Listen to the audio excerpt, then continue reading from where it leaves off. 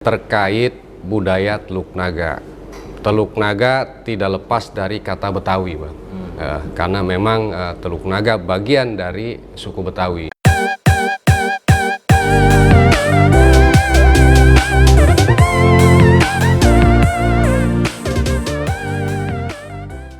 Baik, assalamualaikum warahmatullahi wabarakatuh. Sobat-sobat semuanya, jumpa lagi bersama kita di podcast Bingkai Tangerang. Untuk sore ini kita mempunyai tema yaitu menyoal tentang budaya yang ada di Teluk Naga. Hadir bersama kita yaitu Bung Mamat, beliau seorang aktivis, kemudian juga seorang budayawan atau juga seorang pegiat yang berkaitan atau menyikapi tentang budaya yang ada di Teluk Naga. Bung Mamat, selamat sore. Sore, Bang. Sehat, Bung Mamat ya? Alhamdulillah sehat, Bang, sehat. Luar biasa. Luar biasa. Ini kondisinya masih puasa ya, masih ya? Ya, alhamdulillah masih puasa, Bang. Iya, luar biasa. Kalau kata emak kita dulu, kalau nggak puasa nggak ikut lebaran, Bang. Bung Mamat, Iya. ini kan kondisi wilayah kita khususnya di Kecamatan Teluk Naga dengan hadirnya pembangunan, kemudian baru-baru ini kita dihadapkan pada satu persoalan sosial gitu ya, yaitu tentang maraknya aksi-aksi brutal dari para remaja-remaja Teluk Naga yang ingin kita diskusikan atau kita soal pada sore hari ini, yaitu tentang budayanya. Sejauh ini kira-kira menurut pengamatan Bung Mamat, apakah sudah terjadi pengikisan budaya di Teluk Naga? Oke, Bang. Ya, terkait budaya Teluk Naga. Teluk Naga tidak lepas dari kata Betawi, Bang. Karena memang Teluk Naga bagian dari suku Betawi. Itu. Karena kenapa saya ini cerita ke belakang dulu, Bang, ya. Iya, betul. Bicara Betawi itu kan bukan cuma Jakarta. Kan orang umumnya taunya Betawi itu Jakarta. Ya kan? Ya, Jakarta itu memang Betawi, tapi tidak semua Betawi, enggak semua Betawi itu Jakarta. Iya, setuju. Karena kenapa? Betawi dilingkari oleh beberapa wilayah Jabodetabek, gitu kan, termasuk Tangerang, gitu kan, sebagian Tangerang, contoh Teluk Naga dan Kosambi, gitu kan, karena memang berbatasan langsung dengan Jakarta. Nah, terkait budaya yang terkikis memang menurut pengamatan saya itu sangat memprihatinkan, sudah, Bang. Kenapa? Inilah tadi sos efek dari kenapa anak muda sekarang, ya walaupun kagak semuanya gitu kan, ada yang brutal, tawuran gitu dan lain sebagainya yang melakukan hal-hal yang negatif. Tadi kenapa?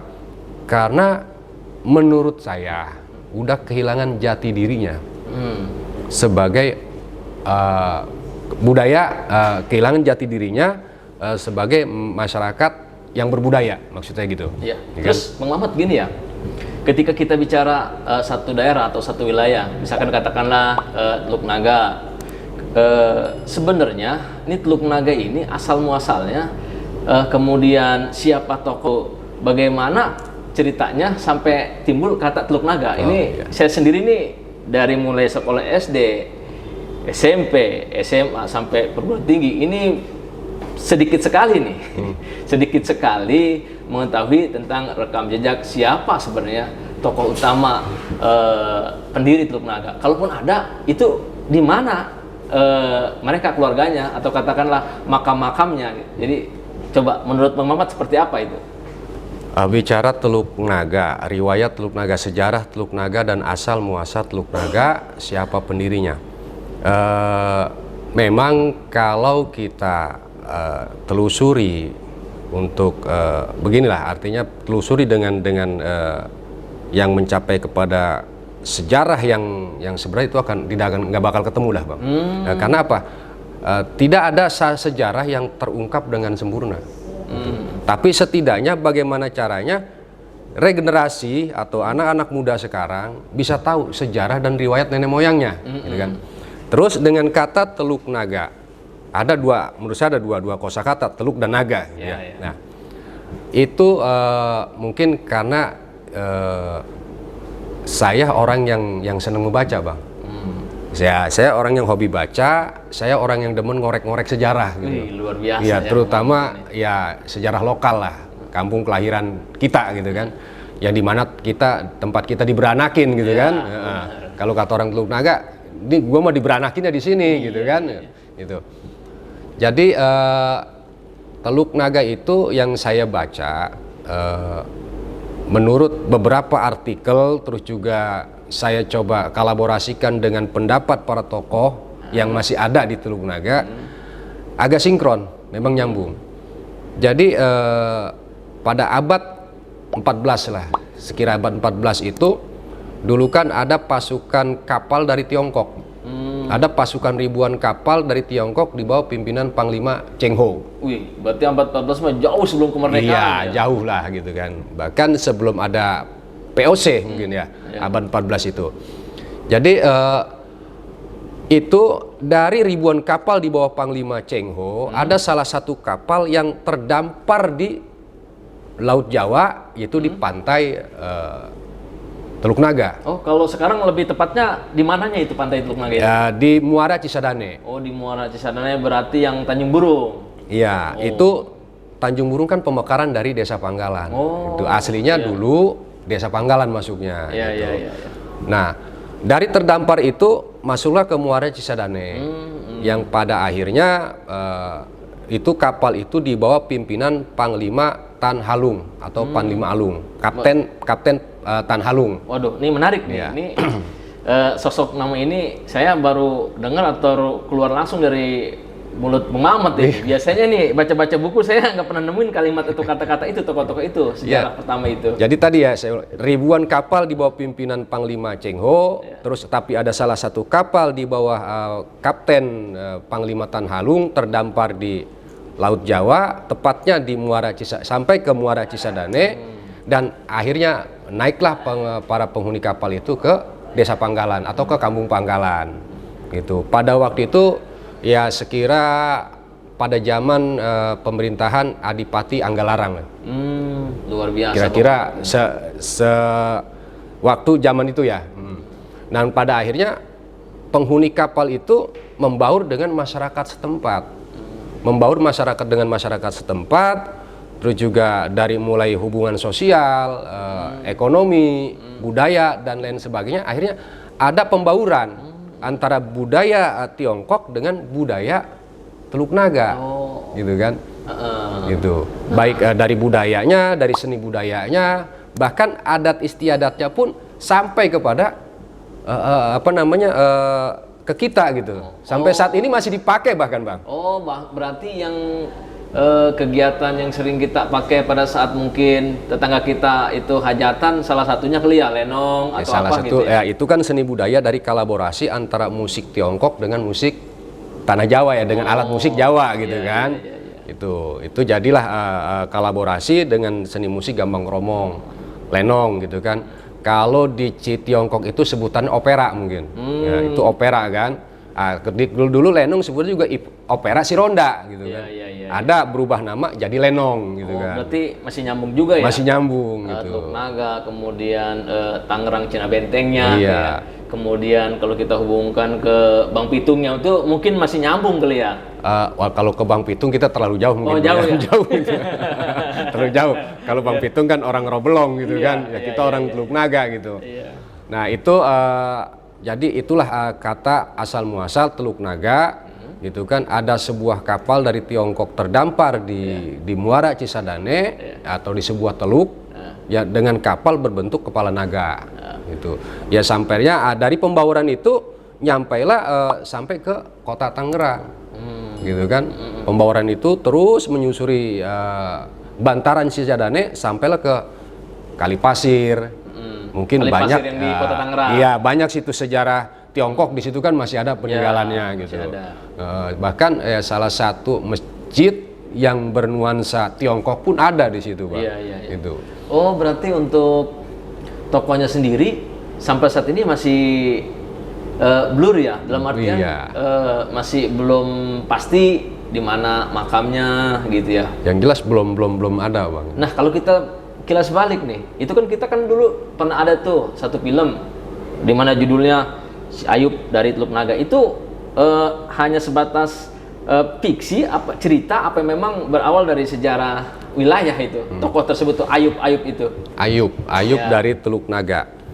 Jadi memang itu enggak lepas dari sejarah seperti si Pitung, terus juga apa namanya si Jampang, terus juga kalau di Teluk Naga itu ada cerita Kidalang, gitu kan, terus juga Ayub juga, Ya. gitu kan.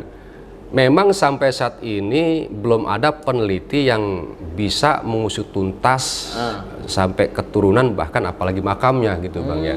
Tapi cerita ini memang melegenda gitu, melegenda. Adapun memang cerita dalam film si Ayub pernah diangkat dalam film kolosal ya. Ya. Si Ayub dari Teluk Naga, ketika kita konfirmasi dengan para tokoh Teluk Naga dan beberapa budaya Teluk Naga, di situ ada kesalahan cerita bang. Oh, Dari tempat kan dari judul aja kita bisa tahu kan si Ayub dari Teluk Naga. Artinya Ayub itu ngejagonya di Teluk Naga atau di luar Teluk Naga bang? di Teluk Naga harusnya. Kalau dari kita coba dari kalimat si Ayub dari Teluk Naga. Misal Bang Ubed ke rumah saya, Ya. ke Pangkalan nih. Ya. Pasti orang nanya kan, itu siapa Bang Ubed, orang mana? Dari Kebon Cau. Ya. Berarti emang adanya nggak di Kebon Cau. Kalau abang ada di Kebon Cau, nggak mungkin disebut Bang Ubed orang Kebon Cau. Udah jelas orang Kebon Cau masalahnya. Oh, iya, iya, Seperti itu kan? Ya, siap, Ketika ada kalimat Ayub dari Teluk Naga, berarti Ayub ini kalau dari kita artikan dari bahasa, berarti Ayub adanya nggak di Teluk Naga ini. Karena dari, gitu kan? Nah, ketika saya tanya dengan Babe Haji Jamin, ya kan, beliau juga seorang tokoh budaya ya, pernah juga di Dinas Kebudayaan Kabupaten Tangerang kan beliau. Jadi memang ada kesalahan cerita. Memang Ayub itu lahir di Teluk Naga, kalau menurut beliau gitu ya, lahir di Teluk Naga, tapi sebelum Ayub itu besar, dia ditinggal Ayub itu yatim piatu. Kemudian dititiplah sama engkongnya, gitu kan, sambil diajari pendidikan agama Islam. Iya. Menanjak dewasa, dia merantau ke Batavia, gitu. Batavia, kalau dulu Batavia, yang sekarang tepatnya disebut Kampung Jelambar. Oh, Jelambar Kampung Gusti. Iya, ya berarti ada gambar, ada bukti. Jadi mungkin kaitan sama budaya tadi kan sudah kita singgung atau kita kupas. Nah, ini kaitan dengan hasil seninya nih, Bang Mamat. Hasil seni atau seni budaya yang menjadi warisan dari para leluhur kita itu kan nampaknya juga sekarang sudah mulai hilang. Iya, benar. Nah, terkadang begini ya, ini hasil seni ini kelihatannya seperti cokek ya. Itu memang di satu sisi itu adalah warisan para leluhur. Tapi kelihatannya dari sisi dari sisi agama itu kan kegiatan cokeknya kan kalau kita lihat ya kayak berpasangan yang notabene menurut agama kan lain murim ya. Nah itu nih kita kadang-kadang terasa ambigu juga nih Iya, maksudnya. betul. Ini ketika kita rawat budaya tapi dari sisi agamanya kan kita rada-rada gimana ya, sedikit menyentuh pada hal-hal yang kalau menurut pandangan Bang Mamat gimana itu? Ya, memang tadi kata wayang cokek itu memang tadi tradisi dari Tiongkok ya, atau dari Cina, yang dikolaborasi dengan seni budaya di Teluk Naga, khususnya di Tanah Jawa lah. Iya. Memang kalau kita lihat dari seninya itu bagus, Bang. Karena memang diiringi dengan musik gambang kromong.